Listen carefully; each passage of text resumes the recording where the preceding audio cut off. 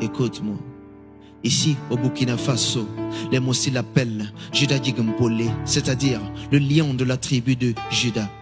Les Hébreux l'appellent Jéhovah, le Coran l'appelle Nabi Issa, les Arabes l'appellent Al-Masih, c'est-à-dire le Messie.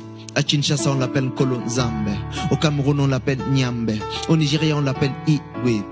Les anglophones l'appellent le Covenant Keeping God, le Dieu qui garde l'alliance, le Living Father, le Père éternel. Les Italiens l'appellent Tutu Potente, les Espagnols l'appellent Increíble Dios, les Français l'appellent l'Agneau immolé.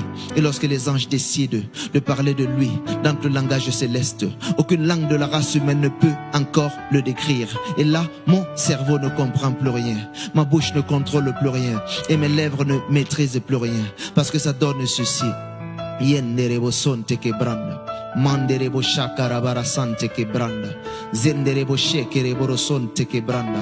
Oh, je vous apporte une nouvelle dimension du slam. Cela s'appelle refuser de slammer de façon classique, mais décider de slammer comme le Saint-Esprit nous demande de slammer. Oh oui, je me rappelle de ce jour de mon baptême, en cette matinée du 31 décembre de l'année 2014, alors que je suis sorti des eaux du lac Kazel à Yaoundé, au Cameroun. Je n'ai plus jamais été la même personne, parce qu'en moi était entrée une autre personne. Et aujourd'hui, après plusieurs longues années, je suis disposé à te parler de lui.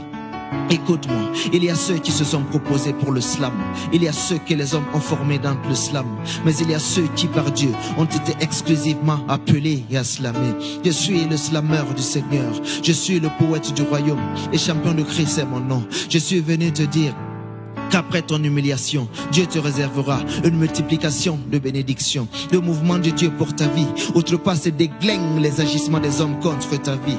Aussi paradoxal que cela puisse paraître, tu n'as pas forcément besoin que les circonstances changent.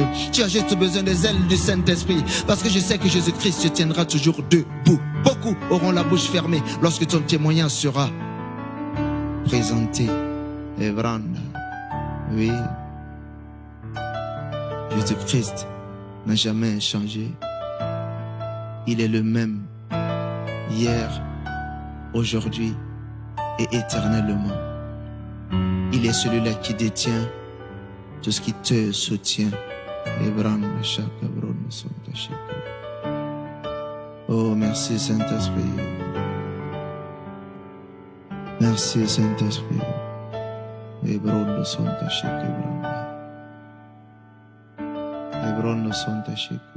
Bien-aimé,